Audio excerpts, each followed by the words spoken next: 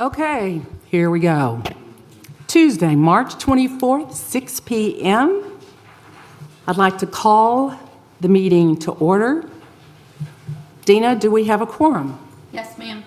Okay, thank you. It is 6 p.m. again. Bill, would you like to come do the invocation and the pledge for us tonight, please? Thank you. Dear Lord, my Heavenly Father, again, I want to thank you for letting us gather. You know, this is something that is unique to this country that we have. We have a place where we can live free and that we can have governments that are free. We have governments that we can be part of. Lord, we've got good people that run this country. We've got some that are a little shaky, but I'm talking the whole country, not the city of Willow Park. We've been blessed in this city. We've had a lot of good people do a lot of good things for this city. We've had a good growth on this city, and we're looking forward to more of it, Lord. One thing that I want to testify on this, Lord, is we need good leadership.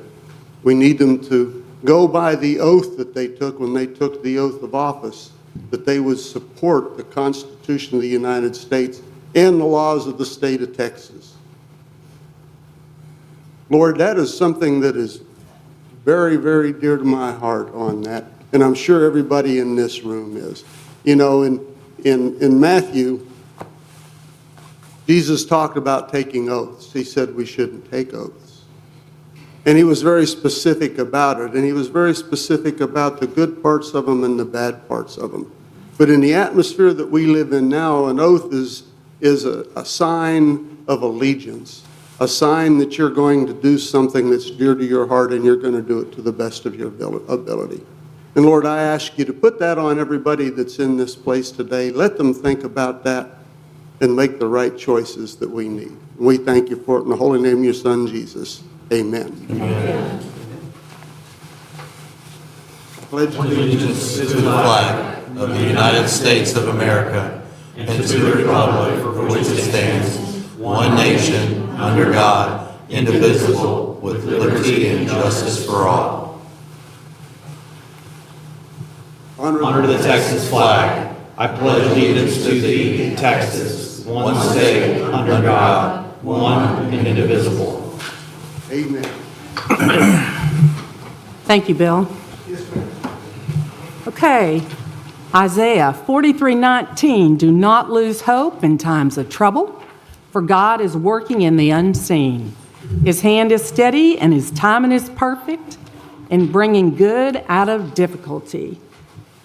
Okay, so the discussion regarding decorum, regarding public comments. Council, this time, I'm going to remind everyone that as the presiding officer, it is my responsibility to maintain order and decorum during this meeting. We are here to conduct the business of the citizens of Willow Park, and that requires professionalism and respect from every member at this dais. If any member speaks out of turn, interrupts, or becomes disruptive, I will call you to order. Continued disruption will result in loss of the floor. If order cannot be restored, I will take the necessary steps to ensure this meeting proceeds appropriately, including a brief recess and/or removal of the disruptions if required. Let's move forward respectively, say it again, respectfully, and focus on the business at hand. Okay. At this time, the council has requested to change the order of the agenda and take us straight into executive session. Is there a motion? I'll make a motion to move to executive session. Second? Second. All in favor? Okay, we're going to executive session. Let me read this first. The next items on the executive agenda session, in accordance with the Texas Governmental Code, Chapter 551, Subchapter D, the City Council will recess in executive session to discuss the following. Item 19, 551.071, consultation with City Attorney regarding revised rules of decorum. Item 20, Section 551.071, consultation with Attorney. Section 551.072, deliberating regarding real property 120 El Chico Trail Lease Agreements. Item 21, Section 551.071, consultation with City Attorney, City of Aledo, Texas, and the City of Fort Worth, Texas versus City of Willow Park, Texas. Cause number CV 26-0175 in Parker County District Court, 43rd District. Item 22, Section 551.071, consultation with the city attorney regarding police investigation. The time now is 6:06. We'll recess into closed session. Thank you.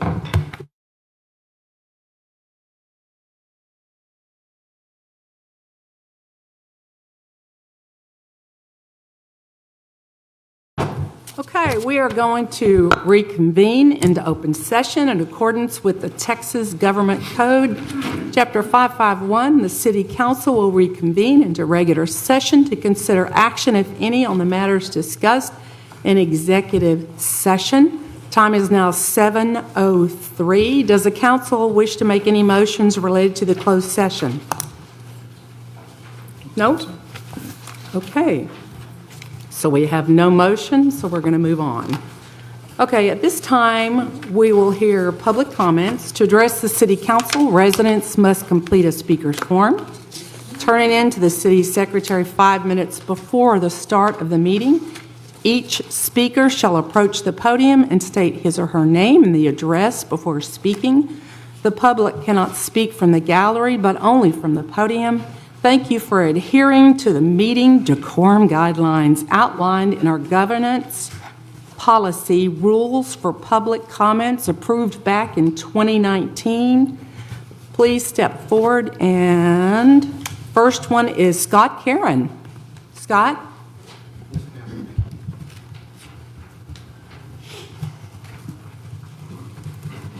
Thank you, Mr. Mayor, Council. Appreciate your time. Scott Karen, 801 Squaw Creek.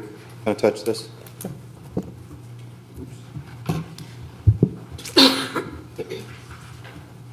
I'm speaking tonight out of a serious concern regarding Mayor Palmer's pattern of dangerous conduct over the past 9 months. Conduct that raises fundamental questions about First Amendment rights, TOMA, and unconstitutional use of authority from the dais. Earlier in your tenure, you instructed the Chief of Police to remove a community news reporter simply for asking questions you did not want to answer. You were counseled at that time about police matters involving protected speech, yet you've clearly ignored that guidance. Your enforcement of decorum is consistently biased. Your silence warn and remove critics expressing calm opposition while allowing your supporters to interrupt, insult, and attack council members without consequence. This selective enforcement stifles dissent, protects political allies. Most recently, former council member Amy Finn was stopped mid-speech.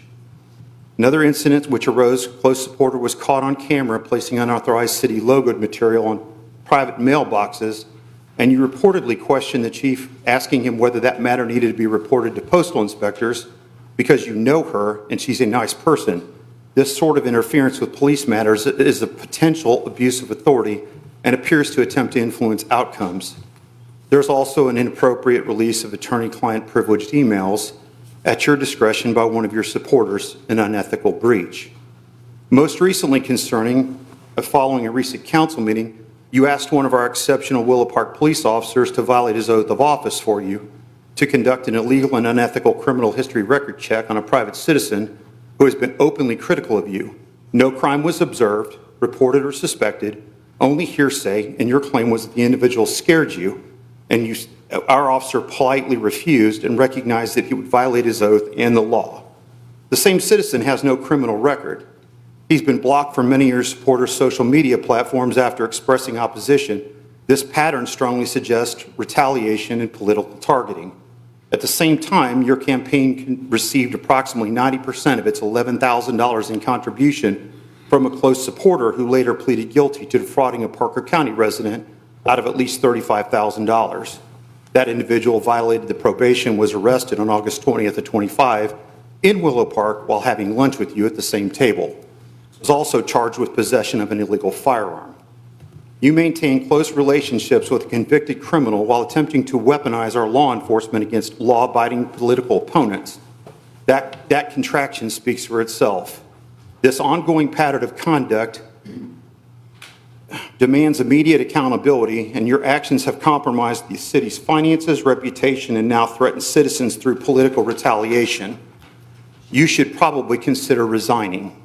I'm also formally requesting that the City Council initiate an investigation and hearings into the conflicts and conduct I've outlined here tonight. And I also ask formally whether the Texas Rangers Public Integrity Unit has been notified regarding this last incident. I've been in law enforcement for 37 years, and I am formally alarmed by what I've seen. I am also formally letting the city attorney and the city council here note that I am seriously concerned for potential targeting, harassment, or retaliation by this mayor or her supporters. The citizens of Willow Park should be sharing the same concerns. To the candidates currently seeking office, denounce this unethical conduct now or make it clear that you support it. This has gone far beyond politics. The citizens of Willow Park deserve accountability and far better leadership from the mayor. Thank you. Thank you very much. Okay, next we have Carol Wagner.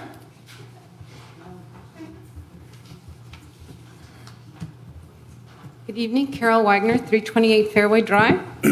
At the last City Council meeting on March 10th, I spoke about the Squaw Creek Road project. Citizens can find the video of the City Council meeting either on Facebook or YouTube. My comments begin about 1 hour into the meeting. This is a continuation of those comments. Squaw Creek Road project was killed by a referendum petition allowed by state law. The petition was created and administered by the leadership of a citizen group. These citizen group leaders are also candidates running for city council. It only took about 225 signatures to kill Squaw Creek Road project. Only 5% of the 4,493 registered voters in Willow Park. This referendum petition was a trial run for Article 6, Initiative, Referendum, and Recall in the Home Rule Charter that was presented to the City Council on February 10th. Paragraph 6.05 of the Home Rule Charter states that the criteria for the minimum number of signatures required on a petition is the lesser of 1, 30% of those who voted in the most recent general municipal election, or 2, 10% of Willow Park residents who are currently registered voters. If we use the May 2025 figures as an example, where only 751 people voted, the number of signatures needed on a petition would, coincidentally, also be 225. Due to typically low voter turnout at elections, the first option, the 30% of those who voted in the most recent general municipal election, would probably be used most frequently.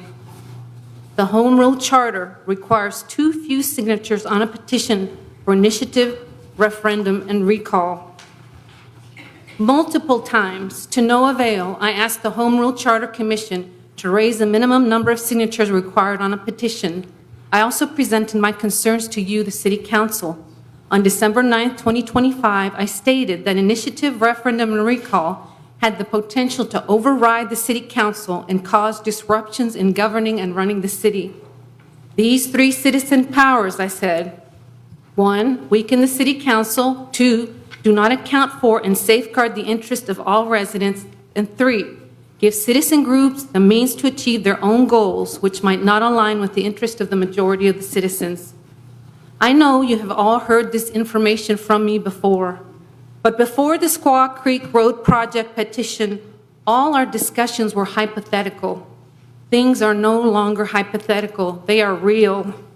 We are all witnesses to how Article 6 in the Home Rule Charter will work in real life. The Home Rule Charter is no longer just words on paper. All residents are experiencing the real damage caused by this petition and the disruptions to our city government and the careful and prudent decisions made by our city employees.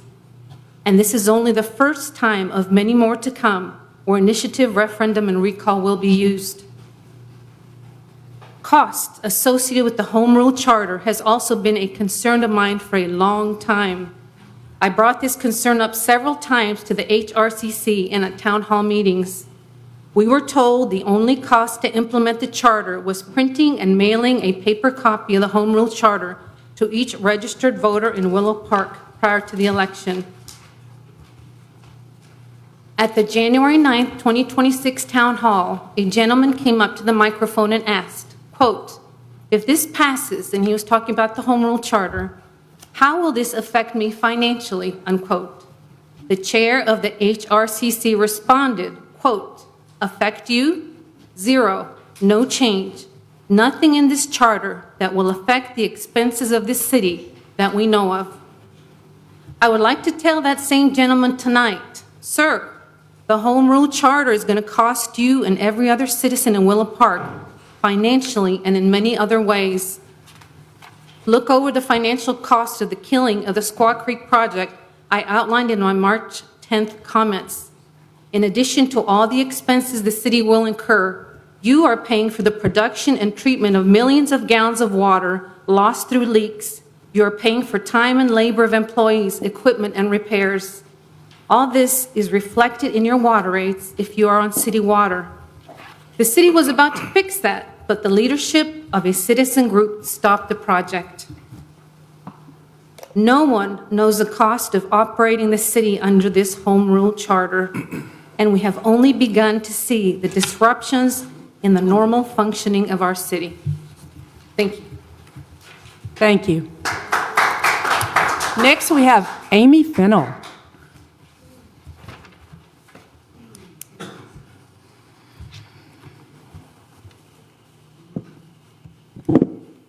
Hi, my name's Amy Fennell, and I live at 1304 Saddle Trail here in Willow Park. And I'm here to talk about the vital role the mayor plays in a growing city and the responsibility she holds to the public and their well-being.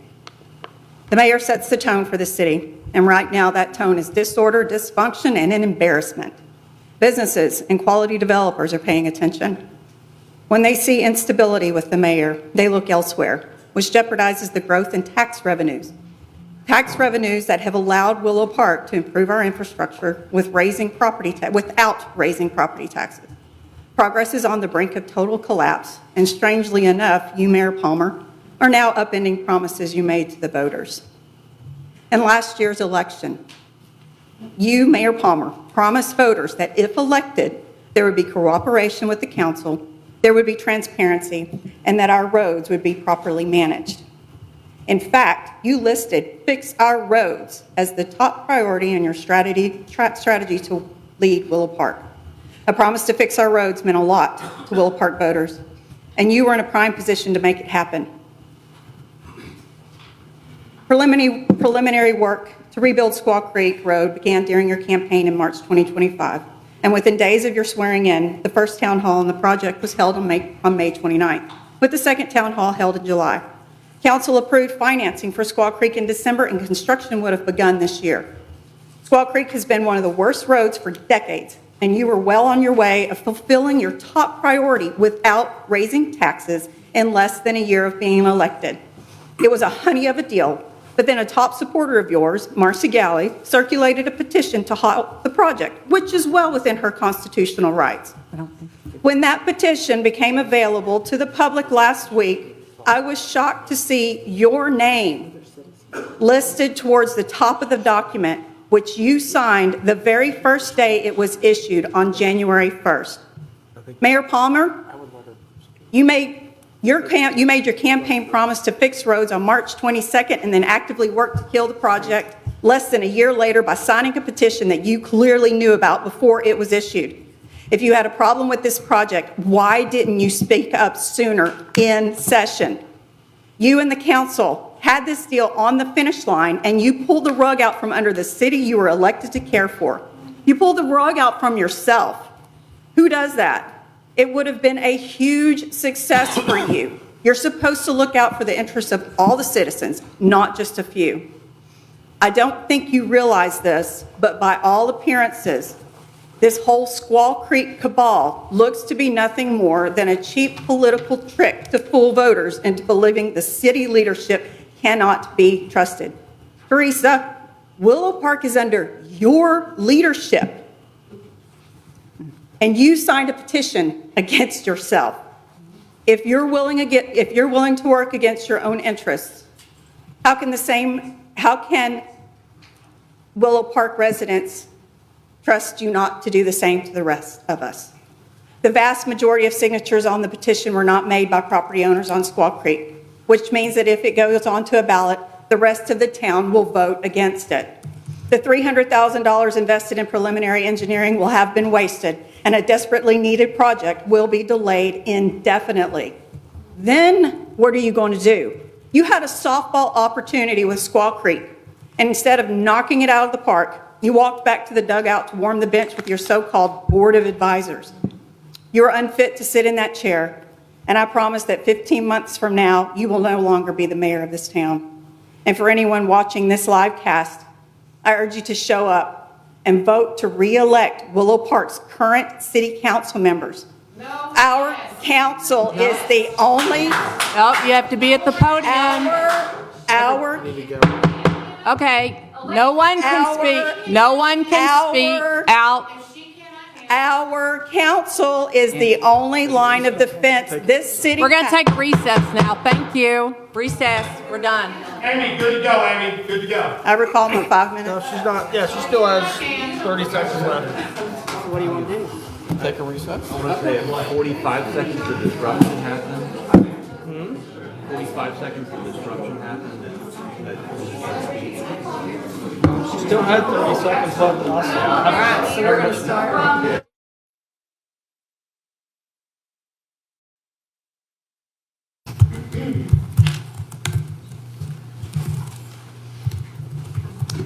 Now, 7:23, I'm going to ask, the person at the podium is the only one that can speak. Also, do not call citizens out from the podium. No names from the podium of citizens. That does not happen. So, Amy, you've got 30 seconds more. Go ahead. I request my 5 minutes back. No, it's not happening. 30 seconds. Go ahead. 45 seconds. 30 seconds. Go 45 ahead. seconds was on the, Amy, go for it. I'm going You to got wait. 30 seconds. Let's 45 move on. seconds. Come on. Ma'am, there Ask was the a- city secretary how much time she had left. So Dina, how much time did she have left to speak? 30 seconds. Okay. Okay, okay, go ahead. 30 seconds. all right.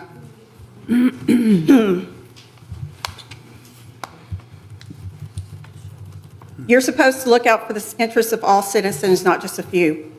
I don't think you realize this, but by all appearances, this whole Squaw Creek cabal looks like to be nothing more than a cheap political trick to fool voters into believing the city leadership cannot be trusted. Teresa, Willow Park is under your leadership, and you signed a petition against yourself. If you're willing to work against your own interests, how can you be trusted to not do the same to the rest of Willow Park? Thank you, Amy. You're The done. vast majority of signatures on the Thank petition. you, Amy. 5 minutes. You're done. Thank you.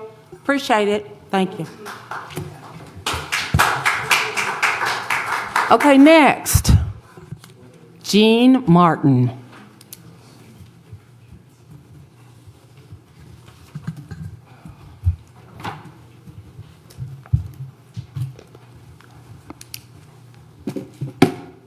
I'm Gene Martin. I've been a citizen of Willow Park at 700 Kingsgate Road continuously since 1987. In 1993, Trinity Meadows Racetrack had been operating for over 2 years without approved permanent zoning. I believe it was April when an attorney for Trinity Meadows Racetrack, TMR, presented a zoning ordinance to the council that started with the words, "after due and careful consideration." This proposed ordinance had not been reviewed by the P&Z, and in fact had not been seen by any elected or salaried city official prior to being distributed during the council meeting in which it was expected by TMR to be approved. The TMR attorney explained that there was a bill proposed in the Texas legislature that would give TMR the right to de-annex from the city. He further explained that the proposed bill would be withdrawn the next morning if the proposed zoning ordinance was approved that evening. And indeed, after the zoning was approved by a vote of 3-2, that bill disappeared. That planned development ordinance established rights on that property to conduct any, quote, typical, unquote, use at any racetrack anywhere in the United States. But then about 3 years later, Trinity Meadows Racetrack went bankrupt. Biggest two reasons: one, they couldn't compete with Lone Star Park, and two, the out-of-state investor took his money and all the concession revenue back to Ohio. That prime real estate sat idle for like a dead rhinoceros in the living room for 2 decades. Why? In my opinion, the family that bought that property hoped that someday Texas would legalize gambling, and under the approved zoning, they could open a casino right here in Willow Park. I contend that the very best thing in Willow Park history was Kyle Wilkes' proposal to buy that property and create the development that has spurred the Willow Park economy since 2016. The huge benefit of that development was to replace terrible zoning that should never have been approved. If you do not know history, you are doomed to repeat it. Once again, the Willow Park City Council has approved zoning that is a disaster waiting to happen. It is frightening to realize that this action occurred without the threat of political blackmail. Concepts in this zoning create precedents that may haunt Willow Park for centuries. Allow data centers within 200 feet of a residence? It is inexplicable that any individual council member thought that was acceptable, let alone each and every one of you. Council members in the early 90s who favored giving TMR anything they wanted were blinded by dollar signs. And yes, the city had some benefit from that entity for a short time, but the legacy TMR created did not meet the optimism of that approach. The potential financial benefit to Willow Park from a new and vibrant retail district is an amazing opportunity and should not be dismissed lightly. I am concerned that the blinding dollar signs of that opportunity may once again have enticed our city council into reacting without proper planning. Do none of you realize that as stewards of the public trust, you have a responsibility to question the details of every proposal brought before you? Future quality of life for Willow Park is in your hands. Is the current authorization amendable? Possibly, but not without pain. A few weeks ago, you received a request to release the sequence of records proving that annexation of the building development property has been accomplished properly and legally. This request proposed a path to avoid a nasty and expensive lawsuit. No response to that request has occurred, and it now appears that continuing approvals for that development are to be kept secret from the public. If neighboring cities are successful in their current lawsuit, all the related actions taken by this council will be null and void. Expense already committed will likely increase if we are required to repair or restore property distressed by our unauthorized utility construction. This is not Willow Park's first annexation dispute. Be aware, Willow Park has never won an annexation dispute with a neighboring city. Please give your citizens credible assurance that you are not wasting our time, money, resources, not to mention whatever goodwill remains with our neighbors. Thank you for your attention. Thank you. Okay, next we will hold our public hearings. For item 2, we have a public hearing on a request for a zoning change on the property located at 6603 East Bankhead, located at the corner of FM5. The zoning change request is to go from Class 2 Residential R1 Single Family District to a Class 3 Business C Commercial District, being a .80 acre tract of land in the Havens Subdivision Block 1 of said Havens Subdivision, Lot 7 of the CE Beavers Subdivision of a part of the following. Please be quiet so we can go forward with our hearing. Following surveys: McKinney and Williams, Abstract 954, J.M. Moore, Abstract 882, and I&G NRR, CO, Abstract 1998, all in Parker County, Texas, further identified as being a portion of Parker County Appraisal District as property ID 9527. We'll now open the public hearing at 7:31. Is there anybody that wishes to speak on this item? Yes, ma'am. Okay. Bill.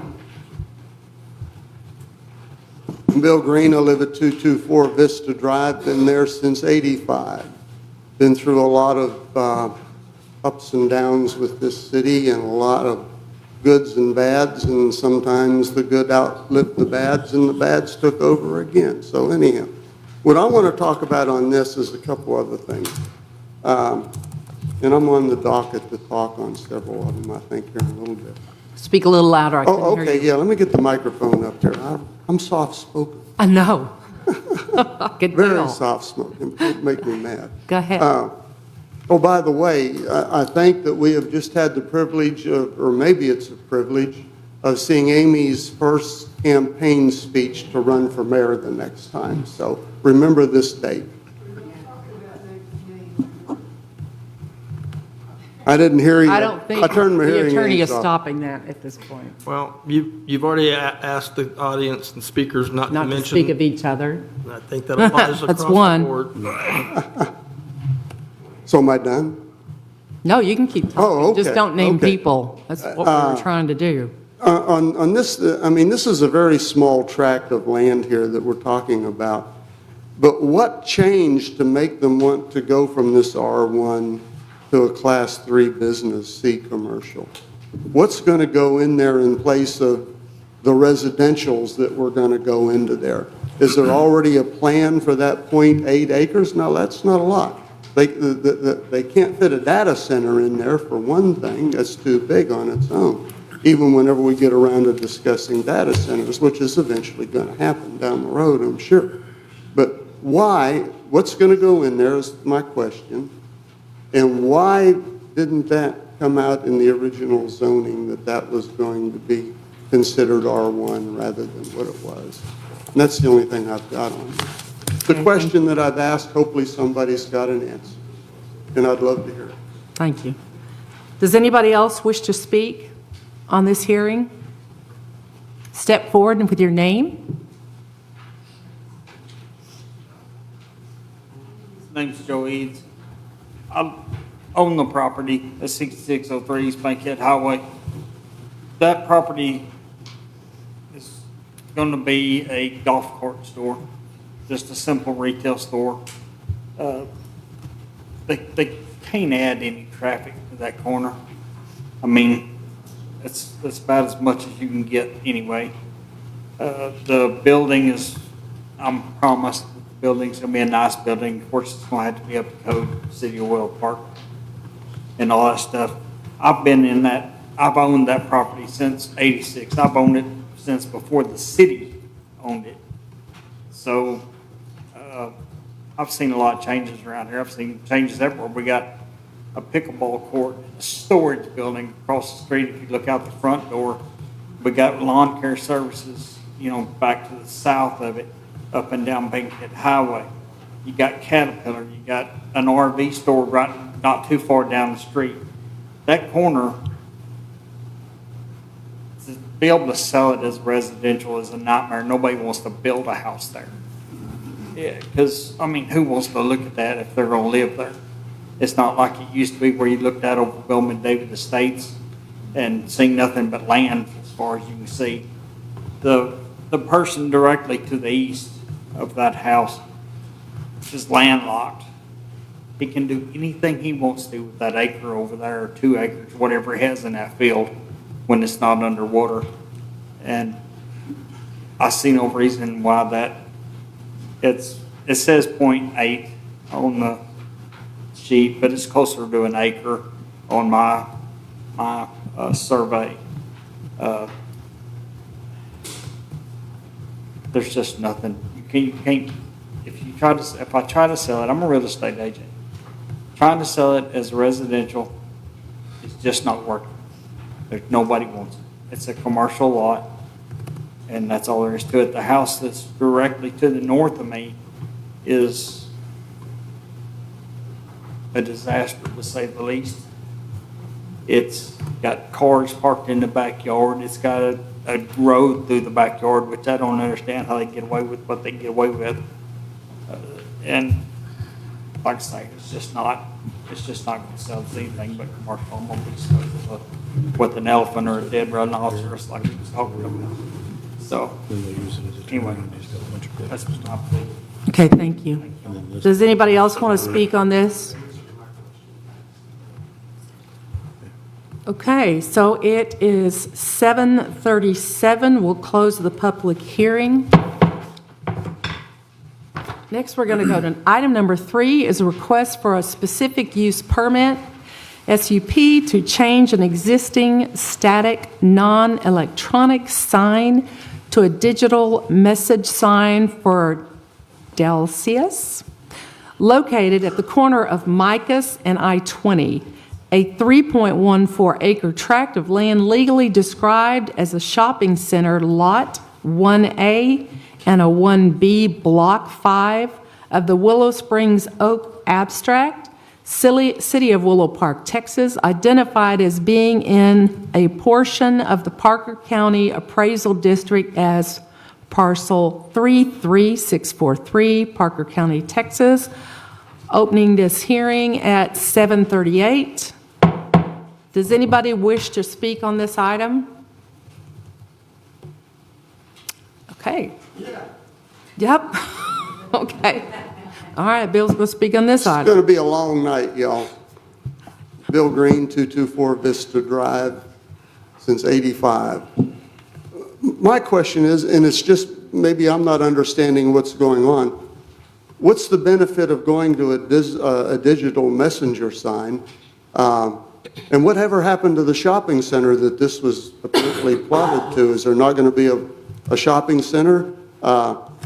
Is this a digital message sign to tell people that this is where Willow Park is, or is this advertising a business?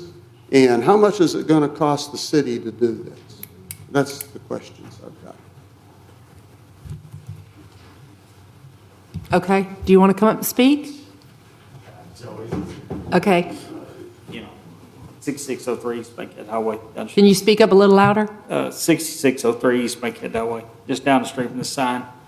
I have no personal thing about the sign. This sign is going to be a sign for that Delicios store there.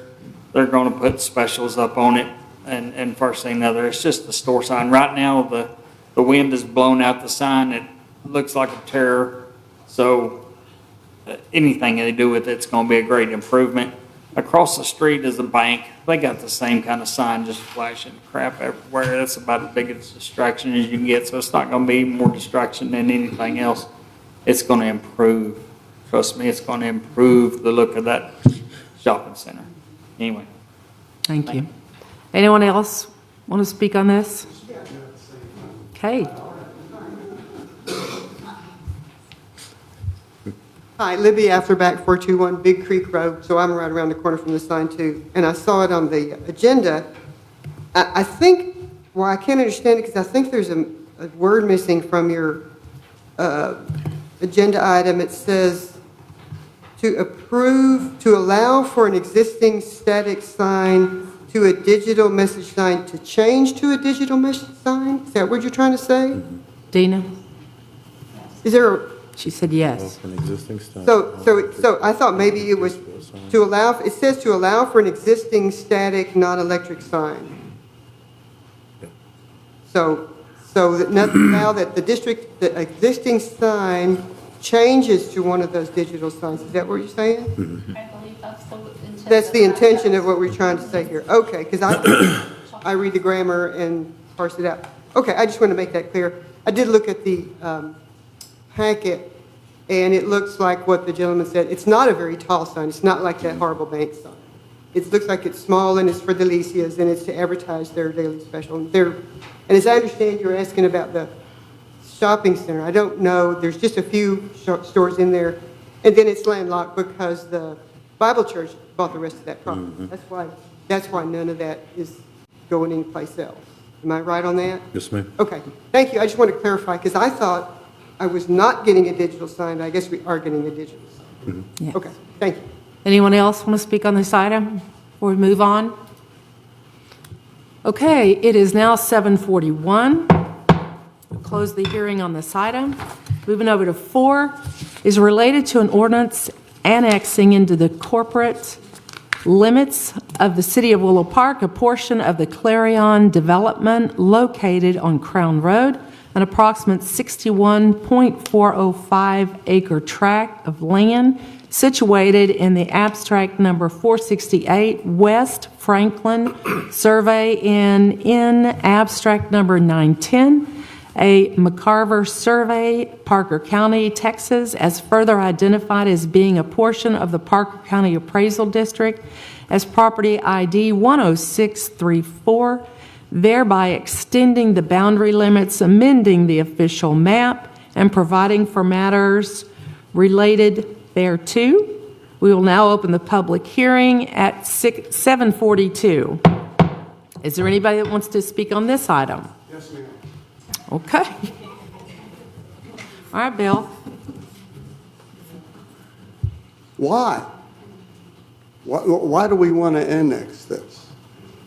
It's somebody just wake up one morning and say, hey, there's a parcel of land out there, let's annex it in here and see what happens, roll the dice and see where they come up. Or is there somebody already wanting that land that wants it to be in the city so that they can develop it? And if that is so, who's the developer and what do they want to develop? Is it housing? Is it game rooms? Is it something like that? That just kind of leaves it open to, why are we going to spend the time and the money to annex 61 acres without a purpose already in mind? And I don't know what the purpose is, and I'd sure like to. Thank you. Thank you. Anybody else want to speak to this item? No? Okay, it is 7:43. Close the public hearing. All right, moving on to consent agenda, item 5, to approve regular city council meeting minutes for March 10th. Dina, you had changed it to add all the speakers? I did. Okay. I put that at the bottom, right before the executive session. Perfect. Okay, is there a motion to approve those minutes? I'll make a motion to approve our meeting minutes from March 10th, 2026. Second? Second. All in favor? Okay, motion passed. Okay, next, moving on to the regular items. On item 6, we will have an update on the whole room charter situation by the city attorney. Andy Messer. Happy to speak to that, Mayor. Thank you. As everybody probably knows, on the February 10th, 2026 City Council meeting, the Charter Commission gave its charter to the City Council, and the City Council discharged the Charter Commission at that meeting. The Council then tabled the item, I believe, to go to the November 2026 election date. That is the next uniform election date on the calendar, which is November 3rd, 2026. Under that timing and under the local government code, the council has until August 17th, 2026 to call the election, to put that charter on that November 3rd, 2026 election date.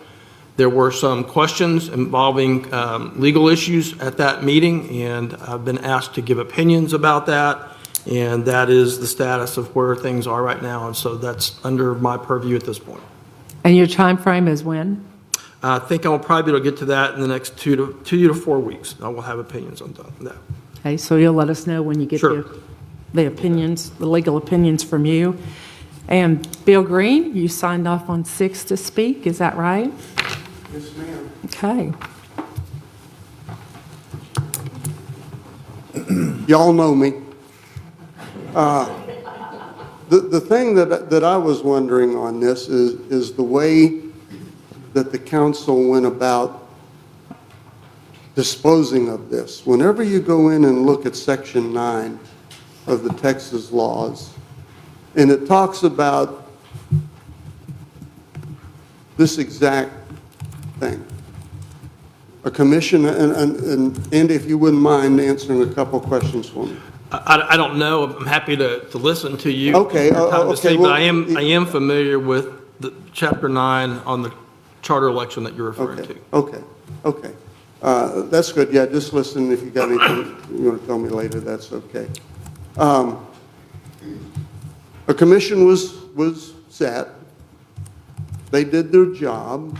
They put together a proposal. They did everything that was done by the law of Texas. They were very, very much into it. They selected a time and let everybody know what that time was going to be, that they were going to submit this to the city council. So it would be in time, and it was submitted in time that it could be put on the election. It's getting ready to come up in March. The city council only had one job according to Texas law, and that is to submit it for an election. No changing anything. In fact, it's against the law to go back in and change it once it's been submitted to the council until after it has been voted on by the people. 2 violations already. Are these civil violations? Are they criminal violations? I don't know. But it goes against Texas law. So take the time to read this if you're not understanding really what I'm saying. The things that have gone on have delayed this, a thing that people wanted to have for this. They want it out there. They want to go to this type of law, of council. Doesn't hurt the city council. In fact, it gets one more city councilman the way that this is done. And it helps them out by each one of you guys, instead of having a 2-year tour, you're going to have a 3-year tour. You know, so I can't understand why everything didn't go as well. And you guys know the law. I'm sure you do. You just don't think we do, I think, sometimes. So go back in and check yourself. Check what you're looking at here. It's too late to get it to this election, but it's not too late to get it on the next one. And as far as making changes on it, you better find out, because it says until it's been voted on by the people, you can't make changes on what the citizens propose. Thank you. Okay, thank you, Bill. Okay, Eric, the 7 is your item. Did you want to withdraw this item? Yeah, we're tabling it until Andy has legal recommendations. So I make a motion to table agenda item number 7. Second. All in favor? Okay, and Bill, you signed up to speak on it, so do you want to speak on it?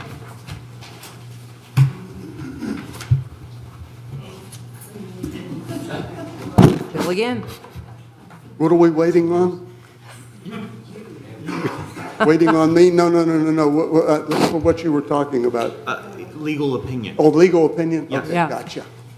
Thank you.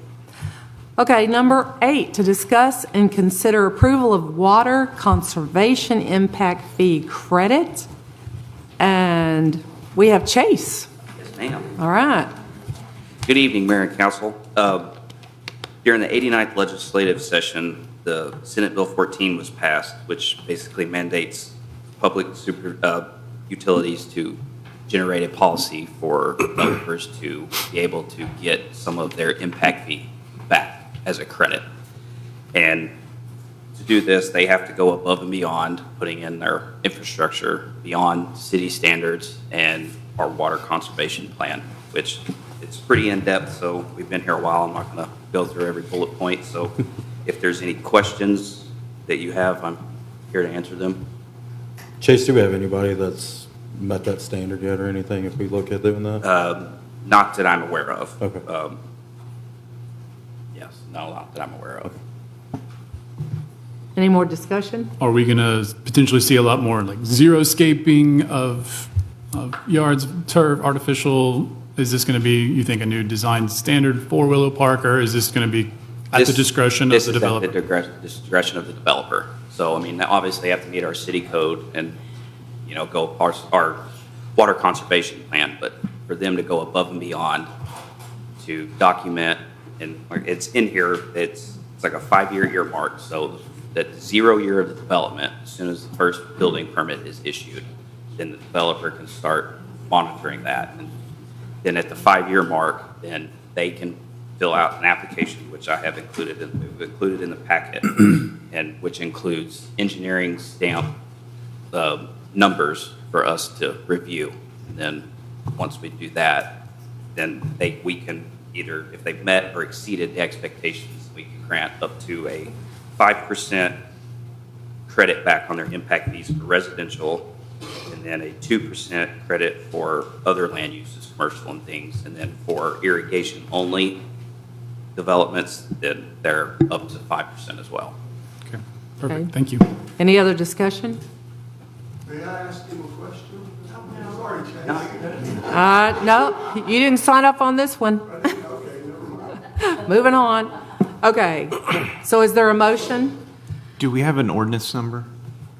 It's still in review. On the draft, the ordinance we have in here is still a draft. The attorney's office still has it. We're still waiting for clarification on that. Okay. Is there a motion? I'll make a motion to approve the Willow Park impact fee credit policy and procedure as outlined. Second? Second. Go ahead. I'll second. All in favor? Okay, motion carries. We're on 9, is to discuss and act on approval of the Advanced Funding Agreement, AFA, for Transportation Alternative Grant. We have two here. Okay, we have Gretchen and Mandy. Yes, hello.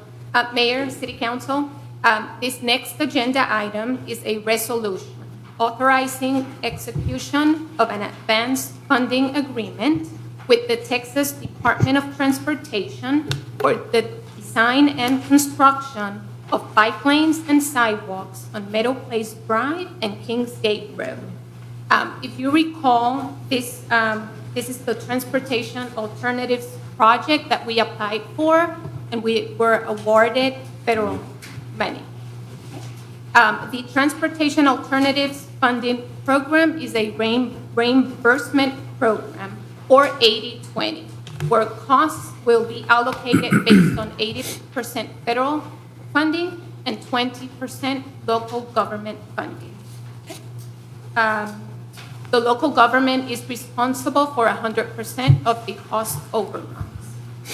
A draft copy of the advanced funding agreement is included in the packet. Attachment B, which is the project budget, shows the breakdown of the cost participation. Now, keep in mind that this is an estimate. The final amount of city participation will be based on actual costs. But if you take a look at that attachment B, the city participation, which is the 20%, is $138,202. Okay. Well, staff recommends approval of a resolution to enter into an advanced funding agreement with TxDOT for the Transportation Alternatives Program. Okay, thank you. Bill, you signed off on this one also. She answered my question. All right, okay. So is there a motion then? Gretchen, if we adopt this, what's the time frame? So we are still working on the advanced funding agreement. What you have in the packet Right. is a draft. Once we send that resolution over to TxDOT, they'll send us the final advanced funding agreement, which we will execute. And then after that, we have to go through a procurement process for the engineering. Okay. So that would be the next step. We've created a draft request for qualifications, which we have to send over to TxDOT for approval.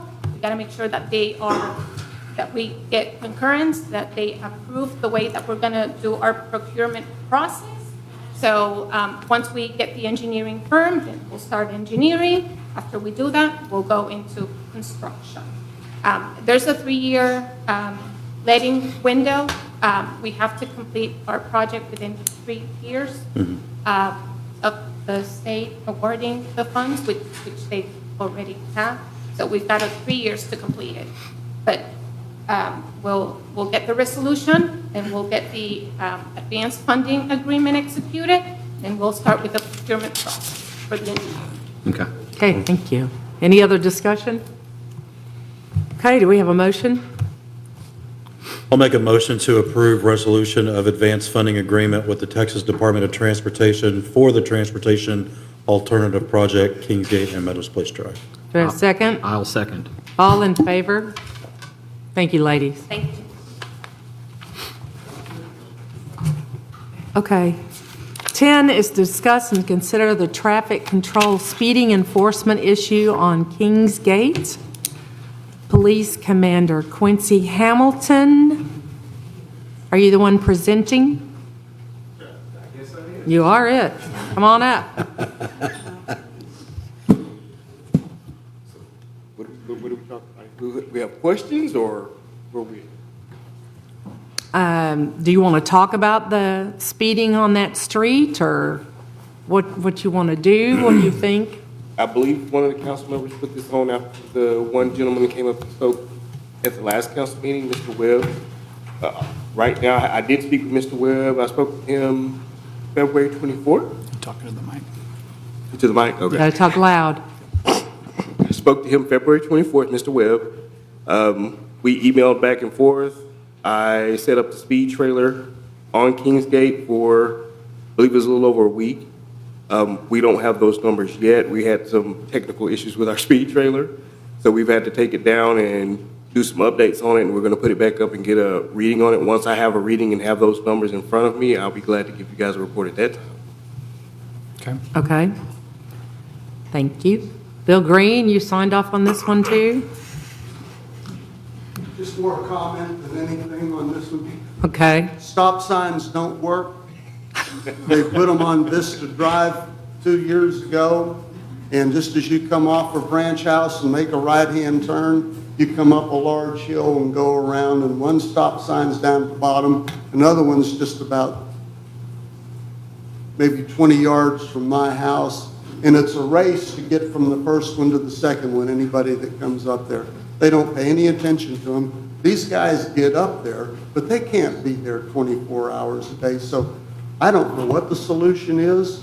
I hope there is one. Somebody had suggested speed bumps, but you'd have to put them every 5 feet apart the way they come up there. That, and there's another problem, I don't know if you guys have been aware of or not, but we've got kids riding motorcycles, underage kids, up and down Vista Drive. Okay. They're battery operated, they're several. Yeah, well, no, there's no. Are those legal street bikes? How does that work? The battery operated ones are, yes, they can ride those. The gas ones, I'd have to check on it, but I don't think they're. So there's no age minimum if they're If electric? it's battery, if it's electric, they can ride them all day long, just like a scooter. But which are most of the ones that we see? Uh-huh. We haven't really seen the gas ones. They're quite possible. Well, they're there. But anyhow, the gentleman that first brought this up, I just want to let him know, I didn't see him here, that the stop signs don't work. Speed limit signs. I mean, the speed limit signs. Okay. Commander Hamilton, since that person spoke, have we had any officers, have we encountered anything up there yet? Or I know we put the trailer up there, and I'm assuming we've got We officers. put the trailer up, I believe Chase put out speed signs, but no, we haven't. No stops or anything like nothing that? up there. Okay. Okay, any other discussion? I think I misspoke, I meant to say speed limit signs, Not stop signs? Okay. So is there a motion? Should we table this item until we get the data for the speed trailer? Okay. You want to vote to table it? I make a motion to table this item until we have the data from Commander Hamilton. Second? Second. All in favor? There you go. Okay.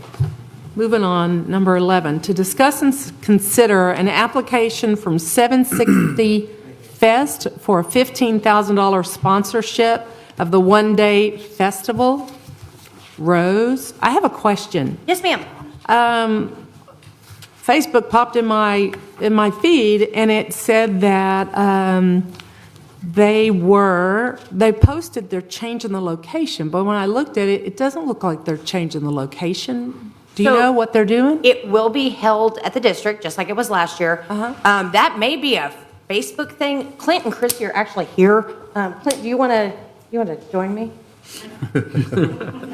Unless Christy would rather. For some reason with Facebook, it pops up that the location changed. I have no idea why, but it's been doing it for the last 2 or 3 years that I know of for every event. Okay. But other people have complained about it too, that I know that have posted events. Yeah, I've seen it too. I just figured y'all were editing. The district, I've asked them, like, does this happen to you? And they're like, yes, and I don't know why. So there's also a super fun Facebook glitch where Facebook thinks that Willow Park is in Annetta North. Yeah. So Interesting. anytime there is an event in Willow Park, it tries to automatically put it in Annetta North. That's a rant for another day. But it may be, Facebook is just really temperamental about that kind of stuff. So it's Frustrating Yeah. to us because I'm like, it didn't change, so then people, I don't think that it's new because it hasn't. Yeah, I wondered. From the district to the district. Right, I wondered if you're gonna, are you moving the stage or, we know where the stage is, so, gotcha. Okay, I just wanted to ask that. Yeah, no, it's still going to be in the same amazing spot as last year. Okay, Beautiful. perfect. On that note, council, you have a packet in front of you, and I have Clint and Christy here if you have any questions. This is 760 Fest 2.0. It is bigger and better and even more awesome than last year. We were the presenting sponsor last year. We got a lot of bang for our buck on that and a lot of exposure, and it was an event that brought a lot of people to Willow Park. I expect this year to be even larger. Their application is in here, as well as the information about the event and the sponsor deck for the sponsorship level that they have applied for from the city. It is staff's recommendation that we repeat our sponsorship and partner with them again. Is that what we gave last year? The amount has gone up a little bit. What was it, 12.5 last year? So it's $2,500 more than it was last year. Yes, ma'am. But it's the same level of sponsorship that we did last year. Okay, yeah, it's a great event. I think it brings people in, it's lovely, so, great. Any other discussion? Okay, is there a motion to go forward? I'll make a motion to approve the City of Willow Park being the presenting sponsor for the 760 Fest. Second? I second. All in favor? There you go, done. Thank you very much. Appreciate it. Thank you all very much. Thank you. Okay, item 12 was requested by Scott Smith, but I think, are you pulling that one back? Yeah, we're just going to withdraw. Okay, so we're not going to talk about that. I'm going to make that motion. Yeah, I need to make a That motion motion? to withdraw agenda item number 12. Second? Second. All in favor? Okay, Amy Fennell, you signed up for number 12. Do you want to go ahead and speak about that? He's pulled it?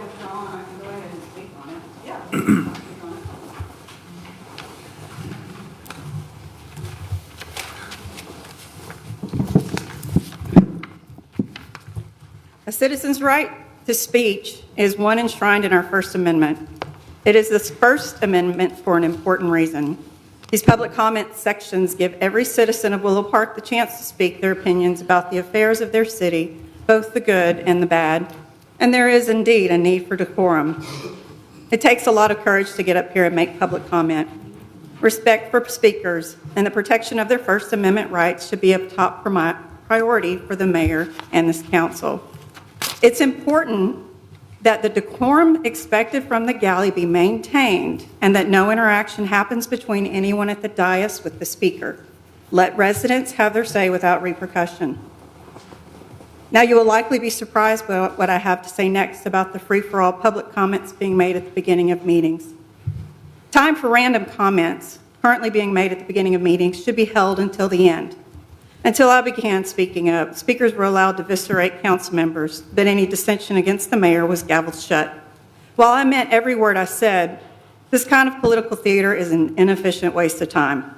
It's inconsiderate of attendees who are genuinely interested in the business of the city, and there's no reason to make them wait any longer than necessary. Residents have opportunity to speak to specific agenda items concerning business as they are considered by the council. Put the random comments at the end. And finally, all comments should be limited to 3 minutes. Anything more is a waste of time. Thank you. Thank you. Okay, we're moving on to item 13, to discuss and consider an ordinance of the City of Willow Park, Texas, amending the City of Willow Park Code of Ordinances, Chapter 9, Personnel, to move the Chief of Police under the supervision of the City Council. That was put on there. Sean Gilliland, is not here to have any comment on that. I think he was going to possibly weigh in on this one, but the ordinance caption, an ordinance of the City of Willow Park, Texas, amending the code of Chapter 9 Personnel, Article 9.02, Officers and Employees, Division 2, City Manager, amending 9.02.033, nature of the duties of position, providing for repeal, savings, and severability clauses, and providing for an effective date. So do we have any discussion on this item? Go ahead. I was going to say, I wish Sean was here. This would be his position to argue.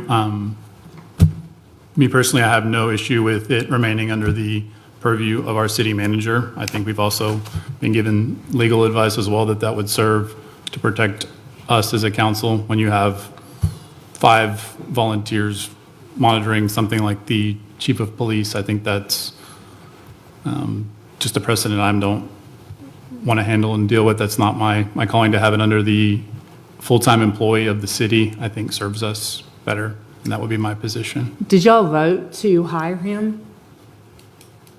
We definitely went through the interview process, and yes, we're given the opinion and the ability to vote on it. I don't know that it gave us any standing either way. I believe it was more of a courtesy than anything at that point. Do you want to table it until Sean is back, or do y'all want to go ahead and I'd like to move do forward? that. Yeah, I think for the Table it? purpose of Okay. healthy discussion and seeing what Councilman Gilliland has to say, I think that would be healthy as well. I agree, let's do that. So is there a motion to table it until he's back? I'll make a motion to table the item regarding the, I'm trying to find the Article 9.02 of the, and 9.02.003 until Mr. Gilliland can return. Okay, do we have a second on that? Second. All in favor? Okay, we'll table it till Sean can be here. Okay. What that was. Okay. Item 14, to discuss and consider approval of a specific use permit, SUP, to allow for a digital message sign for Delcius, a 3.14 acre tract of land legally described as Shopping Center Lot 1A and 1B, Block 5 of the Willow Park Springs Oak Abstract. City of Willow Park identified as being in the portion of the Parker County Appraisal District, parcel 33643, Parker County. And this is number 14. Does anybody have any discussion on this? Yeah. Yes, I'm here to present this item. Perfect. Thank you. Mayor and council, city staff received an application for a sign permit for Delicia's sign. The sign was an existing sign and needs repair. When finding out that they'd like an electronic sign for informative stagnant message with daily specials, we let them know that this would need to be submitted with an SUP for approval. Discussion was had about the sign not frequently changing at our Planning Zoning Commission meeting, and this passed unanimously 3-0, conditional to the change once daily during the early morning hours of 12 to 3 a.m. It is in your packet, the sign, what it looks like now and what it will be looking like, along with the daily specials. And I did not see him in the room for any questions, but I'm here if you have. If you're good. Do y'all have any questions on this one? Yes, I do. I just want to ensure that, I know in the drawing, the conceptual drawing, that the sign does not get taller, it appears. It does not get taller. I it's just staying want to the same. ensure that it does not get taller. No, it does not. Okay. Staying the same measurements all in all. Okay, on 14, Bill, did you have something to add? No, the question was answered. Question answered. Okay, Chelsea, thank you. Do we have a motion to move forward on this? I'll make a motion to approve the special use permit conditional on limited changing as presented. Okay. Second. All in favor? Okay, thank you very much. I All have right. the next item too, sorry. You're going to do the next one? Yes. Okay, item 15, to consider a request for change in zoning at 6603 East Bankhead Highway at the corner of FM5 from Class 2 Residential R1 Single Family District to a Class 3 Business C Commercial District, being a .80 acre tract of land in the Havens subdivision, Block 1 of said Havens subdivision of Lot 7 of the C.E. Beavers subdivision of a part of the following surveys: McKinney and Williams Abstract 954, J.M. Moore Abstract 882, and INGNRR CO Abstract 1998, all in Parker County, Texas, further identified as being a portion of the Parker County Appraisal District as property ID 9527. Chelsea. Yes. Mayor and council, city staff received an application for zoning change on the property at FM5 and East Bankhead Highway. 6603 East Bankhead Highway is currently surrounded by a mixture of residential homes, legal non-conforming business, commercial businesses, and other county businesses across FM5. I've attached a map that shows the existing businesses. They're all highlighted around in yellow. The owner is requesting a commercial change for a future business that will require a specific use permit. Now that he's spoken on the matter, and it's public knowledge, with the golf carts, it is not within our ordinance. It will have to go through SUP, back through Planning and Zoning and Council for approval. The proposed zoning change does not currently follow our future land use plan. The agenda item was passed at the Planning and Zoning Commission on the 17th with a 2-to-1 vote. We have received one opposition letter, and it is attached for your review as well. Okay, any other discussion on this? No? Okay, is there a motion? I guess I do have a little bit of a discussion on this and kind of a pause, going to commercial. And Chelsea, please tell me if I'm out of line on this or whatever. My fear going commercial, it allows any business to go into this. I'd like for it more to be designated retail, local retail only scenario like that. One is obviously, sales tax reasons, things like that. When we designate it commercial, anything under our commercial guidelines falls under that, so that could be anything. So I know we have right now the designation of a golf cart place coming in here, but I'm looking at 5 years down the road, does this golf cart place still exist? Does it 10 years down the road? Things like that. So, and at that point, at the designation of commercial, when the golf cart store is done, anything can go in there as well. I am in agreement that, I've been down that road. There are commercial businesses across the highway, obviously in our ETJ, not in our city limits. Down Bankhead Highway, there are a couple of non-conforming businesses and residential there as well. So, I'm on the fence about it. I'll be 100% honest with you. I'd like to see it more designated retail than commercial. So do you want to table this till those changes are talked about? It's up for discussion. That's my discussion point. Anybody else? I had similar concerns of, designating it commercial and then having to come back with the special use permit. So, Scott, I think I'm with you on this, so. So y'all want to table it then? Andy, can you approve it with a local retail proposal? No. It would have to go back You'd for have to start the process over again. another So, application. you can table it, but what it needs to happen is it needs to start zoning over. Yeah. That's really what, if it's a change in use is what you're describing. So does it go back to P and Z? Is that what Yeah. you're saying? It would Okay. start, it would completely start the process anew. So do we want to vote for it to go to P and Z then? No. So as it's phrased, it should be, if it's the consensus of the council that this is not the district that you're seeking, this needs to be denied, motion second denied, and then there needs to be another zoning application or city-initiated zoning application for the other retail or whatever use it is you're seeking. So do you want to vote to deny it?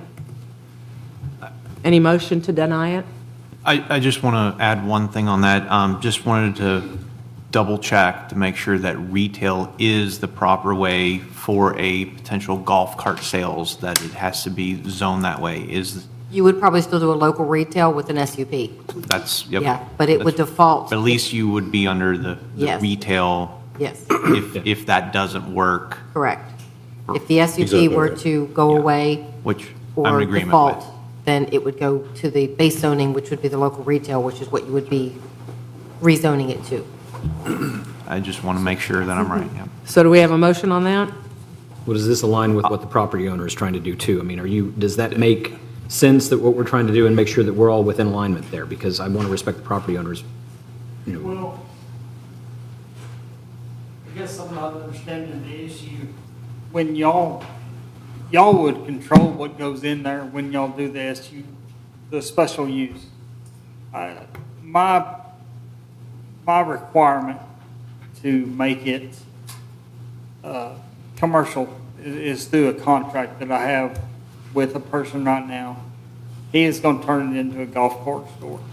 It is y'all's purview or y'all's, what y'all's job to make it retail or make it, a golf cart, do the special use deal. I just need to make it commercial. If it's commercial retail or whatever y'all decide to do with it is up to y'all. I just need to make it where he can have a store there. He don't want to put a gas station there. He don't want to put, anything where he's going to be using oil or having any kind of bad runoff or anything like that. I'll be honest with you, I need to get this contract done. And if I have to wait another month, it's going to kill me. It's probably going to kill the contract. I've been here forever. I supported Willow Park since '86. And your help would be greatly appreciated in this deal.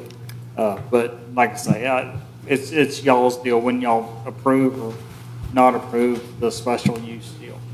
No, I understand. I completely understand where you're coming from. I get where you're in a position, especially knowing the initial purchaser is going to be a golf cart store. I get that. I have to look at 5 years, I have to look at 10 years, and I have to look at 20 years down the road that if his business doesn't make it, which, knocking on wood, it flourishes and we're good with it. But 10 years down the road, if golf carts change or anything else like that and he goes under, under commercial zoning, it's up to grabs. Well, then he would have to come back to y'all for special use. Well, I wanted to clarify for the zoning. So Yeah. local retail is still commercial. It's just more restrictive commercial. So not everything that can go in commercial can go in local retail, but everything that can go in local retail can go in commercial. Yeah. So it doesn't go the other way. So it is still commercial. It is still a commercial designation. And what the council is approving this evening is not the special use permit, is merely the change in zoning. So it would still come back for the special use permit. So it does need to go to P and Z. Correct. It would go back to planning and zoning. So you would We need to vote that reapply. down to If do it's, that? if it's going to be a different zoning district, then this zoning application should be denied and the zoning application with the new zoning district should start. Okay, so do we have a motion to deny? One more question, Tony, on the special use permit attached to the commercial zoning, that's only for the initial purchaser, correct? Yes. That does not attach itself to the designation of the zoning period? Like, the next business that comes in does not fall under the SUP, it's only specific to that initial one? I'm trying to remember if it's to the applicant or it's the owner or the property. I believe it's to the owner, but I have to check Of that. the property? Yes. So I don't think it's designated as like a deed restriction. Do you remember that, Chelsea? If it's, okay, it's to the applicant. So if the applicant were to vacate, then another property owner could not come in under the same use. They would have to reapply. Andy, can I ask this question? So if we were to approve zoning as it's today, and he goes back and reapplies to P and Z to say, okay, no, I really don't want commercial, what I really want is retail. And he can go ahead and get started with that process while this is commercial. We don't approve the SUP because we're not going to until it becomes retail, but at least we keep his ball rolling and still get to the end goal that we want to get to. So does this district that help you? require an SUP for this type of business? Golf cart sales is not a use per anything in our commercial. would it would require still an have to- SUP it would still for have to approval? require an So SUP. that would still be an initial process. That's So correct. what you're saying, if I hear you correctly, is that if the council approves this zoning tonight, then it could still go through another zoning case allowing that business there. Does that help the situation at all? It helps him. So I guess on your question, at that point, if it does change and the actual purchaser comes back to switch it to local retail with SUP, that's their zoning application with the specific use permit. Right, but then, but once that business vacates. But you're at risk, I mean, in that interim period, the city's at risk Yeah. because Right. you don't know Okay. what's happening. Can you- Anybody could come in and make an application. Can you make that a condition of the approval? No? No. Flat out. No, that's what my point to that would be, real estate deals die 1,000 deaths and then are born again out of everything. And so my caution would be that, yes, you have this guy lined up, but as soon as it goes commercial, there could be the ability to let this offer fall through. Others come in, and now that it has a commercial designation without that restriction to it, and that's when you could see anything under the scope of commercial. So So the I risk is appreciate there. the risk okay. still Fair enough. remains because you've changed the value completely that way. And like you said, if this is at the point of falling through, that may also bring in other parties that don't want golf carts, that may want the gas station like you discussed or whatever the case may be. And so I would That'd be say, up to y'all to kill the gas station. I mean, y'all hold the power to kill whatever they're going to put in. Not if it's a use already in our zoning. Yeah, if it's So already if a gas station is already a Yeah, use the in landowner rights commercial, has it, yeah. then, and it's already zoned commercial, then a gas station it is. So, Yeah, anything that falls under the designation of commercial can come in there at that point. Right. Bill, did you have a comment before we move? No? Okay. All right, so is there a motion to, I guess we'd be taking it back to P and Z, so deny it? I'll make a motion to deny zoning change as presented. Second? second, All in favor? Okay, thank you. All right, number 16, to consider a resolution accepting a voluntary petition for annexation and calling a public hearing the proposed annexation of property owned by Barco Land Company LLC to annex approximately 7.290 acres of land being situated in the James, I don't know how you say that, Survey, abstract number 1029, Parker County, Texas, into the city limits and being more particularly described in Exhibit A, attached and incorporated into this agenda. Hold on one second.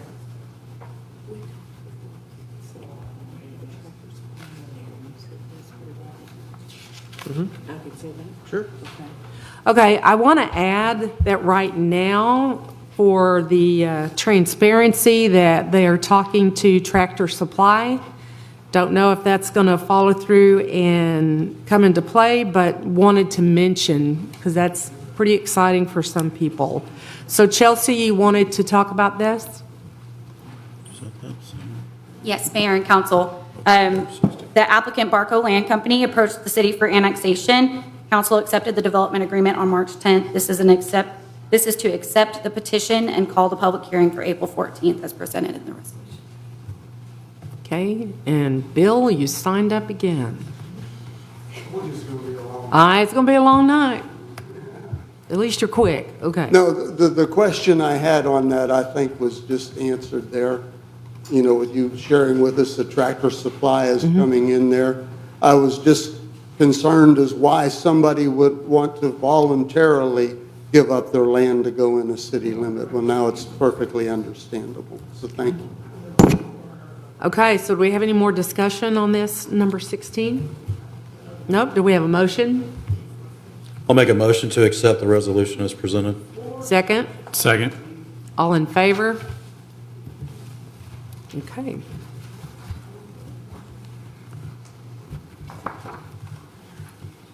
Okay. Item 17, to discuss and consider, is there talking that, I'm sorry, it's distracting me. I'll move forward. Item 17, to discuss and consider approval of an ordinance annexing into the corporate limits of the city of Willow Park, the development called the Clarion on Crown Road, an approximate 61.405 acre tract of land situated in abstract number 468, West Franklin Survey, and in the abstract number 910A, McCarver Survey, Parker County, Texas, as further identified as being a portion of Parker County Appraisal District as property ID 106134, thereby extending the boundary limits, amending the official map, and providing for matters related thereto. Chelsea, do you want to present this one? Yes. This requirement, this is a requirement in our next steps of annexation of the tract known as Clarion, previously known as the Bluffs. City staff have received the ordinance from the city attorney's office, and it is attached for your review. In response to Mr. Green's questions, this was requested by the developer, and a thoughtful presentation has happened many meetings. The developer is not seeking any incentives of any kind. And in the packet from August 12th meeting, you can see the presentation of approximately 240 plus homes with substantial annual property tax for the city.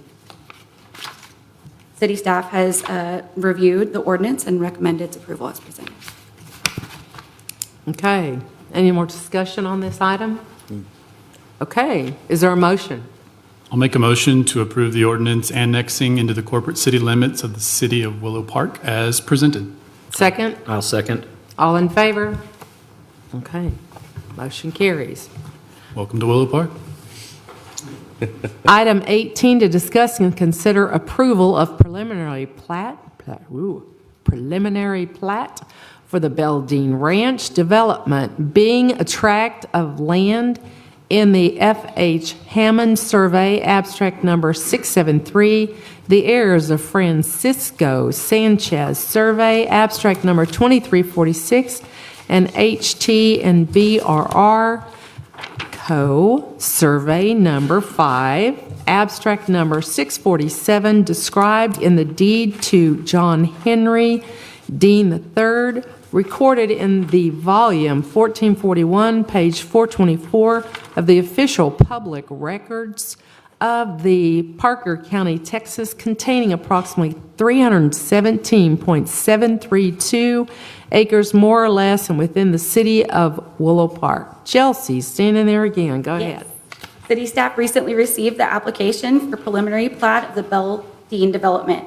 This project is proposed to be phased out as necessary. The development has recently received their grading permit and is submitting preliminary plat for review. Water is to the northeast of the property, and bidding has taken place on March 20th for Phase 2 of the sewer. Planning and Zoning Commission gave a unanimous vote to move forward with the plat as presented. City staff have reviewed this preliminary plat and recommend its approval with staff comments. I have a question. Is the preliminary plat different from the concept plan that was made public, or is it the same? It's different? It's going to be more specific. It's going to show you absolutely everything: roads, infrastructure, drainage. Okay, a lot more detail? Gotcha. Okay, is there a motion to approve? I'll make a motion to approve the preliminary plat for the Beldine Ranch development as presented. Second? Second. All in favor? Motion passed. Thank you. Okay, moving to informational comments. We'll begin with item 23, interim city manager comments. There's no comments on my agenda, so we're moving on. Number 24, city council mayor comments. I don't have anything on there, so we're moving on. Item 25, items of community interest. This is just a placeholder, it sounds like. Save the date, July 4, 2026, the District of Willow Park. More details still coming. Future agenda items requested by the mayor, city council, or city staff. I'd like to add a future agenda item. I would like to have certificates of recognition to the Home Rule Commission for all their hours of work they put into completing the home rule that hopefully we'll be going to the citizens in November. Did anybody else have any other agenda items they want to add at this point? Yes, I would. I'd like Michelle and Chase, if they can, provide another update on the wastewater treatment plant status, when we potentially will have the cutover from the old one to start the trial period on that, and when we can anticipate decommissioning the other one in environmental cleanup. Okay, do we have a motion to adjourn? I'll make a motion to adjourn. Second. Second. All in favor? All right, 8:32. Thank you very much. We're adjourned. You guys got a lot.